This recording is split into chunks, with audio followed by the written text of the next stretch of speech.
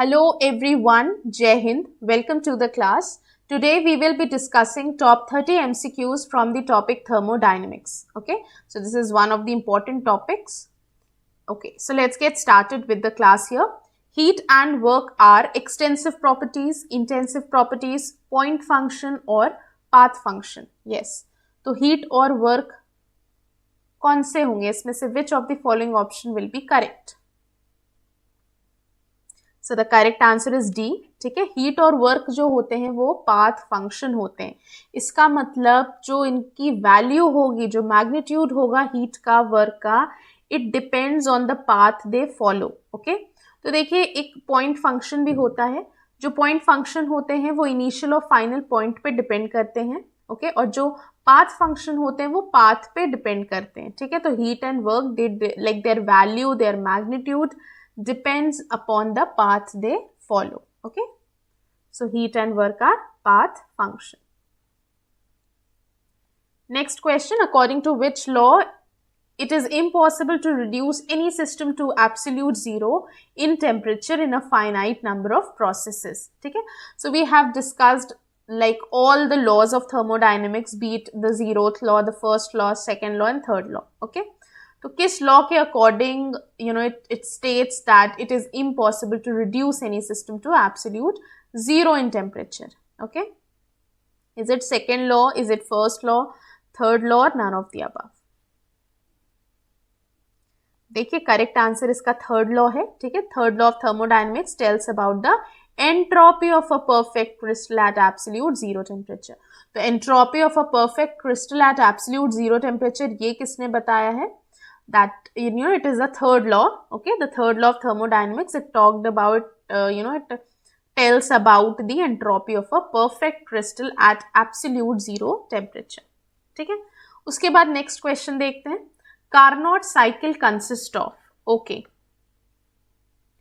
two constant volume, okay, and two isinotropic process, two isothermal and two isinotropic process, two constant pressures and two isotopic process, one constant volume, one constant pressure and two anisotropic process. Yes, तो Carnot cycle में कौन कौन से process होते हैं? Carnot cycle में दो isothermal process और दो दिस आइसिनियोट्रोपिक प्रोसेस होते हैं. ठीक है, इसिनोट्रोपिक प्रोसेस. तो यहाँ पे दो आइसोथर्मल और दो आइसिनोट्रोपिक प्रोसेस हैं. ओके, तो isothermal it is a very slow process and adiabatic process is a very fast process. Okay, so it is a combination of a slow process and fast process and are very difficult. Okay, तो ये जो बात हो रही है this इसिनोट्रोपिक जो process है इसको हम एडियाबैटिक भी कहते हैं, एडियाबैटिक प्रोसेस. ठीक है, एडियाबैटिक प्रोसेस. तो कार्नोट साइकिल आप जब पढ़ते हैं तो आप उसमें देखेंगे वहां पे दो आइसोथर्मल प्रोसेस हो रहे हैं और दो एडियाबैटिक प्रोसेस हो रहे हैं. ठीक है, right, it is a combination of slow and a fast process. Isothermal slow है और एडियाबैटिक फास्ट प्रोसेस होता है. Right, next question. The third law of thermodynamics introduces the principle of increase of entropy, throws light on concepts of internal energy, establishes a concept of temperature, defines the absolute zero of entropy. Yes, third law of thermodynamics, what it states according to the third law of thermodynamics, defines the absolute zero of entropy. ठीक है, तो basically आपको जो different laws हैं thermodynamics के वो आपको समझना है. उससे रिलेटेड क्वेश्चंस आप देख रहे हैं कि it is being asked. So the third law of thermodynamics it states about the entropy of a perfect crystal at absolute zero temperature. Okay, next question. A well stoppered thermos flask contains some ice cubes. So this is an example of what? A closed system, open system, isolated system or non-thermodynamics system. Yes, a well stoppered. ठीक है, thermos flask की यहाँ बात हो रही है जिसमें कि आइस क्यूब्स हैं. तो ये कैसा सिस्टम है? It is the isolated system. Okay, तो देखिए ओपन सिस्टम जो होता है ना उसमें हीट और मैटर दोनों का एक्सचेंज होता है. ठीक है, राइट. लाइक अगर आप एक पैन में वाटर हीट कर रहे हैं, ठीक है, इफ़ यू हैव, आपने उसे कवर नहीं किया है, लिड नहीं, आपने उसमें पैन को कवर नहीं किया है, ठीक है, लिड नहीं है उसके ऊपर, ओके, जस्ट आपने ओपन में पैन में आपने पानी लिया, okay, you have taken water और आप उसे हीट कर रहे हैं, तो वहाँ पे हीट का मैटर दोनों का एक्सचेंज हो रहा है, वो एक ओपन सिस्टम है, ठीक है। जब हम क्लोज सिस्टम की बात करते हैं तो आपने उसी पैन के ऊपर लिड रख दिया, ठीक है, अब मैटर तो एक्सचेंज नहीं होगा but heat will be exchange, तो वो क्लोज्ड सिस्टम है, ओके। आइसोलेटेड सिस्टम में मैटर और हीट कोई भी एक्सचेंज नहीं होता है, so thermos flask is a perfect example for the isolated system, okay. Next question for the reaction, आपके सामने ये रिएक्शन है, carbon plus oxygen give CO2, ठीक है, तो आपको इसका करेक्ट आंसर बताना है। यस, सो कार्बन देखिए सॉलिड स्टेट में है, ऑक्सीजन गैशियस स्टेट में, और यहाँ पे कार्बन डाइऑक्साइड भी गैशियस स्टेट में है, तो यहाँ पे आपको बताना है yes for this reaction what should be the correct answer, what should be enthalpy, okay, what should be internal energy। आपको पता है कि जो डेल्टा H है that is change in enthalpy, change in enthalpy, ठीक है, और जो डेल्टा U है that is change in internal energy। तो आपको बताना है कि enthalpy और internal energy में क्या रिलेशन है यहाँ पे।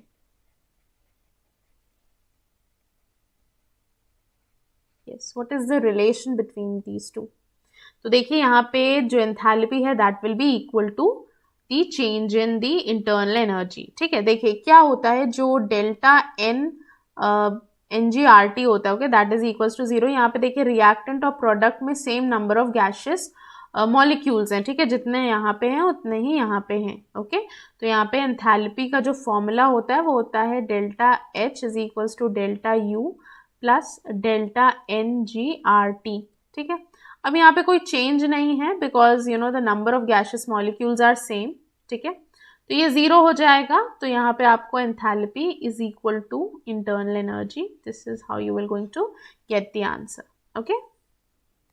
Next question, for an ideal gas CV and CP are related as, okay, तो इसको ऐसे डिनोट करते हैं CV एंड CP, ओके। तो आइडियल गैस के लिए क्या इक्वेशन होती है CP और CV की? आइडियल गैस के लिए इक्वेशन होती है CP minus CV is equals to R, ठीक है। So for an ideal gas this CV and CP they are related as CP minus CV is equals to R, ठीक है।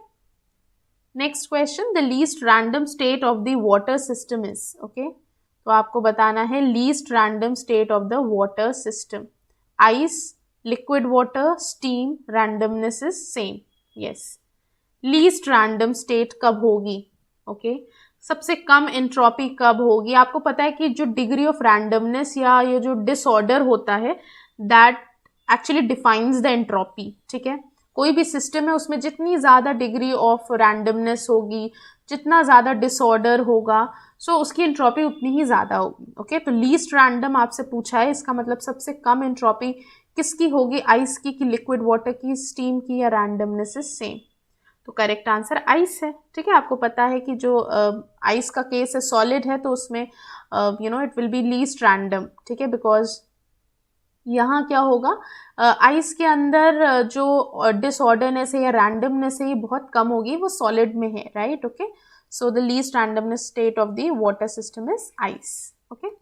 Next question, considering entropy, thermodynamic parameters, the criteria for the spontaneity of any process is, okay। कैसे हम कहेंगे कि कोई भी process spontaneous है, okay, you need to consider entropy, thermodynamic parameters, okay. तो यहाँ देखिए करेक्ट आंसर क्या है इसका, दिस सिस्टम का जो एंट्रोपी है प्लस जो सराउंडिंग का एंट्रोपी है, it should be greater than 0, okay. तो ये क्राइटेरिया है, क्योंकि अगर पॉजिटिव में रहेगा एंट्रोपी तो यहाँ पे there will be disorder, there will be randomness, there will be spontaneity, okay. तो स्पॉन्टेनियस प्रोसेस होने के लिए बहुत ज़रूरी है कि एंट्रोपी की जो वैल्यू हो, okay, that should be greater than 0, okay. तो आप देख रहे हैं इसकी जो वैल्यू है 0 से ज़्यादा है, इसका मतलब पॉजिटिव वैल्यू होनी चाहिए। The entropy of system plus entropy of surrounding that should be greater than 0, okay, in order for the spontaneous process, okay। Next question, the enthalpy change in a reaction does not depend upon, okay, तो यहाँ पे आपको बताना है कि जो enthalpy change है कोई भी रिएक्शन में वो किस पे डिपेंड नहीं होता, मतलब delta H is independent of which of the following, ठीक है।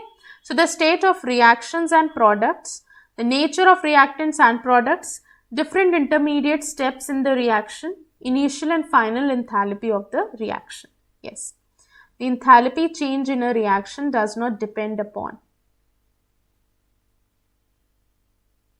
The enthalpy change in a reaction does not depend upon. किस पे depend नहीं करेगा? देखो C will be the correct answer. Different intermediate steps in a reaction. ठीक है?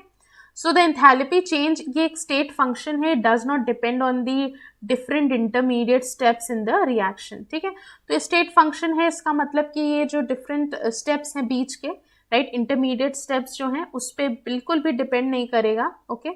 It can depend on the other factors but not on the different intermediate steps in a reaction. क्यों? क्योंकि ये एक स्टेट फंक्शन है, okay. Next question, what is the entropy change when 1 mole of ice is converted into water at 0 degree? ठीक है, अब ये numerical है, देखिए इसमें किसकी किसकी वैल्यू मेंशन है। इसमें enthalpy change for conversion of ice to liquid water ये दिया हुआ है, right, that is 6 kilo joule per mole. और एंट्रोपी चेंज आपसे पूछा गया है जब 1 mole of ice is converted into water at 0 degree. Yes, so how we are going to solve it? देखिए ये फॉर्मूला होता है एंट्रोपी इज इक्वल्स टू, यहाँ change in entropy is equals to change in the heat energy upon T, okay, the temperature, okay. तो यहाँ पे आपको देखिए ये दिया हुआ है, this is already given, okay. ये 6 किलो जूल है, आप इसको जूल में लिखेंगे तो ये 6000 जूल हो जाएगा अपॉन, यहाँ पे 0 डिग्री है तो 0 डिग्री 273 केल्विन के बराबर होता है। तो यहाँ से आपको एंट्रोपी मिल जाएगी। एंट्रोपी में क्या चेंज है, यहाँ पे डी एस का मतलब डेल्टा एस है, मतलब change in entropy is equals to change in enthalpy upon T होता है, ठीक है। यहाँ पे जो एच है दैट इज यहाँ क्यू मेंशन है, ओके। तो ये हीट को या एंथैल्पी को डिनोट करता है, ओके। तो आपको यहाँ पे एंथैल्पी चेंज ऑलरेडी दिया हुआ है, दैट इज 6 किलो जूल, आपको उसको जूल में कन्वर्ट करना है, तो आपने 6000 जूल में कन्वर्ट किया अपॉन यहाँ 0 डिग्री दिया तो उसको केल्विन में आप लिखेंगे 273, ओके। तो यहाँ पे क्या हो जाएगा, दिस इज डेल्टा एस और द चेंज इन एंट्रोपी। देखिए चेंज इन एंट्रोपी पूछ रहा है, change in enthalpy is mentioned here, temperature is mentioned here, तो आपके पास आंसर आ जाएगा 21.978, दैट इज इक्वल टू 21.98, ठीक है। सो यू नो थर्मोडायनेमिक्स में कॉन्सेप्ट्स इंपॉर्टेंट हैं और जो भी फॉर्मूला बेस्ड न्यूमेरिकल्स आपको मोस्टली मिलेंगे, ठीक है। तो आपको बस आइडेंटिफाई करना है what is been given in the numerical, आप उसको लिख लीजिए जो भी न्यूमेरिकल में दिया हुआ है, ठीक है, राइट। और फिर आप ऐसे फॉर्मूले को आप सोचिए कि वो कनेक्ट हो जाए, ठीक है। जैसे एंट्रोपी चेंज उसमें पूछ रहे हैं and enthalpy change is given, तो आपको ऐसा फॉर्मूला सोचना है जिसमें एंथैल्पी और एंट्रोपी में कुछ रिलेशन शो हो रहा हो, ठीक है। So you have to put that formula, substitute the values and you can get the answer, ठीक है। Please be careful about the units. यहाँ पे देखिए किलो जूल मेंशन्ड है बट आपको जूल में लिखना है इसे, देखिए यहाँ पे जूल है, जूल पर केल्विन पर मोल, ठीक है। तो आपको जूल में चाहिए तो आप इसे कन्वर्ट कर लेंगे 6000 जूल में, okay. Next question, if liquids A and B form an ideal solution, the entropy of mixing is 0, the free energy of mixing is 0, the free energy as well as the entropy of mixing are 0, the enthalpy of mixing is 0. Yes, अगर liquid A और B form करते हैं एक ideal solution, okay, तो आपको बताना है कि जो एंट्रोपी है ऑफ मिक्सिंग वो 0 होगी, free energy of mixing is 0, free energy as well as the entropy of mixing are 0, enthalpy of mixing is 0. Yes, इसका करेक्ट आंसर क्या होगा अगर लिक्विड A और लिक्विड B एक आइडियल सोल्यूशन बनाते हैं तो, ठीक है। तो देखिए इसका करेक्ट आंसर डी होगा, the enthalpy of mixing is 0, okay. अगर एक आइडियल सोल्यूशन बन रहा है सो जो एंथैल्पी होगी, if liquid A and liquid B they form the ideal solution, तो ऐसे केस में enthalpy of mixing will be 0, okay. Next question, when water is added to quick lime the reaction is, okay. आपको पता है जब water quick lime में add करते हैं तो वो बनता है स्लेग्ड लाइम, स्लेग्ड लाइम, ठीक है, मतलब कैल्शियम ऑक्साइड, ठीक है, इसमें हमने वाटर ऐड किया, quick lime is calcium oxide, okay, water add किया तो ये बन जाता है कैल्शियम हाइड्रोक्साइड, जिसको हम स्लेग्ड लाइम कहते हैं, ठीक है। तो ये जो रिएक्शन है ये कैसा होगा, एक्सोथर्मिक होगा। देखिए यहाँ पे ये मेंशन भी है, ओके, तो like when water is added to quicklime, ये reaction में heat will be liberated or released, okay.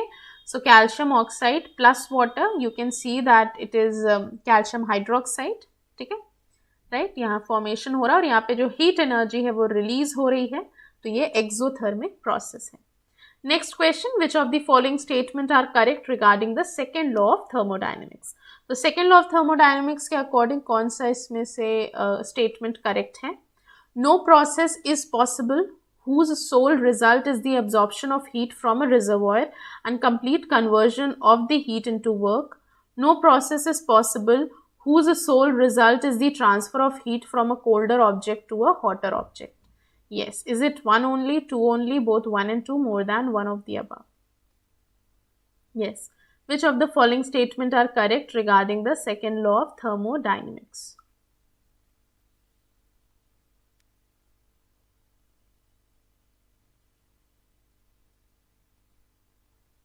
Okay तो करेक्ट आंसर देखिए इसमें सी है, both of them are correct. Okay तो आपको पता है कि according to the second law of thermodynamics, okay, both of the statement are correct. No process is possible whose sole result is the absorption of heat from a reservoir and complete conversion of heat into work, ठीक है, ये भी correct है। No process is possible whose sole result is the transfer of heat from colder object to a hotter object, okay, so both of them will be correct. Next question, okay, so what of thermodynamics states, okay, कौन सा law है thermodynamics का that states that no process is possible whose sole result is the transfer of heat from a colder object to a hotter object, okay, so it is just the other form of the question that we have just discussed, ठीक है, तो ये second law है, ठीक है। second law important है, that's why you know like the question could be asked in different forms, okay, so second law implies that no heat engine can have efficiency equal to 1, ठीक है, तो second law ये imply करता है कि जो कोई भी ऐसा heat engine नहीं है जिसकी efficiency 1 के बराबर हो, 1 like it could be equal to 1. No refrigerator can have coefficient of performance alpha equal to infinity, okay, so कोई refrigerator नहीं है that can have coefficient of performance alpha equal to infinity, okay. Next question, which of the following statement are correct regarding the second law of thermodynamics, ठीक है, तो आपको बताना है इसमें से कौन सा statement है जो correct है regarding the second law of thermodynamics, okay. Okay, so this question is the same that we have discussed, okay, no process is possible whose sole result is the absorption of heat from the reservoir, okay, so here you can see that both of the statement are true here, okay. The second law implies that no heat engine can have efficiency equal to 1, no refrigerator can have coefficient of performance alpha equal to infinity, okay. All right, next question, spot the odd one out, okay, आपको यहाँ पे odd one को spot करना है। Specific enthalpy, kinetic energy, work and pressure, yes, यहाँ पे odd कौन सा होगा, which one of the following will be odd here?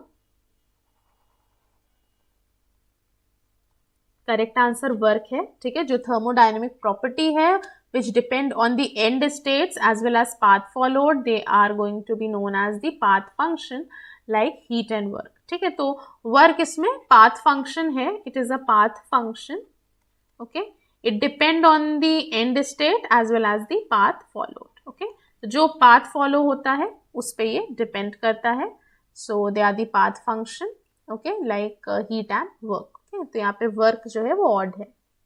next question, which of the following is an intensive property, okay, तो यहाँ पे आपको बताना है कौन सी ऐसी property है जो कि intensive property है, temperature, pressure, volume, both temperature and pressure, yes, तो बोथ टेम्परेचर एंड प्रेशर ये करेक्ट होगा, okay, both temperature and pressure they are intensive property, okay.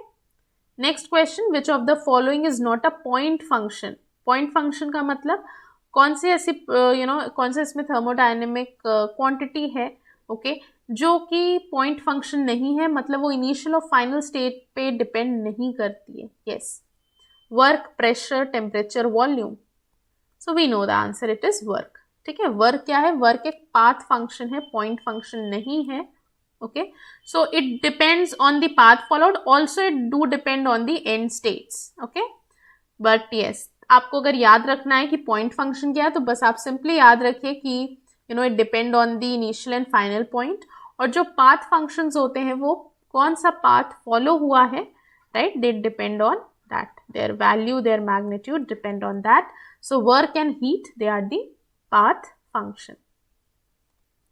Next question, the heat taken from a sink is based on first law of thermodynamics, second law of thermodynamics, third law of thermodynamics, or zeroth law of thermodynamics? Yes, heat taken from a sink is based on. So we all know this is second law. ठीक है, ये जो sink की बात हो रही है, कारनॉट engine के सिंक की बात हो रही है, right. So heat taken from a sink, this is based on the second law of thermodynamics. Okay, part of the Carnot engine in which an extra amount of heat is rejected by the engine, उसको हमने heat sink कहा है. ठीक है, जो भी extra amount of heat है वो रिजेक्ट हो जाती है, ठीक है, by the engine, that is called a heat sink.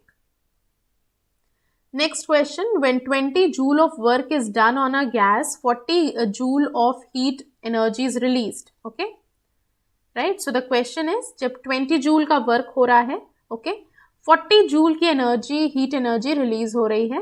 Okay, तो work दिया है, heat energy दिया है. If initial internal energy is 70 joule, so what is the final internal energy? Yes, ठीक है.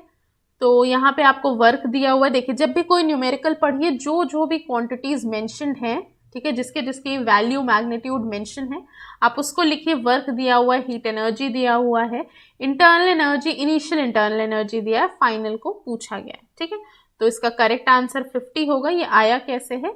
ये फॉर्मूला होता है, this Q is equals to W plus internal energy. ठीक है, Q यहाँ पे हीट एनर्जी है, तो ये जो हीट है ये यूटिलाइज होती है. Some of the heat is utilized in doing the work, some of it is utilized in maintaining the internal energy. ठीक है, तो इसी फॉर्मूले से Q is equals to W plus delta U, that is change in internal energy. इस फॉर्मूले से आप इंटरनल एनर्जी लिखिए, that is Q minus W. ठीक है, Q आपको दिया हुआ है 40. ठीक है, राइट, रिलीज हो गई है, आप माइनस लिखेंगे यहाँ पे. ओके, प्लस यहाँ पे वर्क डन कितना आ रहा है? Work done is, okay, work देखिए, work is done on the gas, not by the gas. तो जब वर्क करा जाता है, ठीक है, right, if the work is done on the gas, like on the system, okay, तो वो पॉजिटिव वर्क होता है. If the work is done by the system, तो वो नेगेटिव वर्क होता है. तो यहाँ हम पॉजिटिव वर्क लिखेंगे. ठीक है, आपको आंसर -20 जूल मिल जाएगा. अब आपको change in internal energy final minus initial होता है, तो U final minus U initial, मतलब internal energy final minus internal energy initial. ठीक है, तो आपको मिलेगा Q माइनस W, जो कि -20 ऑलरेडी है. तो आपको फाइनल पूछा गया है और आपको इनिशियल दिया हुआ है, तो आप इसमें +70 ऐड कर देंगे. ठीक है, you will going to get 50 joule. ठीक है, तो आप देख रहे हैं जो भी थर्मोडायनेमिक्स के न्यूमेरिकल्स हैं, आपको मेनली साइन कन्वेंशन का भी ध्यान रखना है कि एनर्जी रिलीज हो रही है या अब्जॉर्ब हो रही है, work is done on the system और बाय द सिस्टम. ठीक है, यूनिट्स का ध्यान रखना है, और जो भी क्वांटिटीज मेंशन्ड है, जिसकी भी वैल्यू, मैग्नीट्यूड मेंशन है, आप उसे लिख लीजिए. Try to remember the formula. Okay, try to have, like, अगर यहाँ पे वर्क दिया हुआ है, एनर्जी दिया हुआ है, इंटरनल एनर्जी दिया है, ठीक है, हीट की बात हुई है, इंटरनल एनर्जी और वर्क की बात हुई है. ओके, तो आपने उस फॉर्मूले को आपको रिकॉल करना है. ठीक है, उसके बाद फॉर्मूले में वैल्यू सब्स्टिट्यूट करनी है according to the sign convention.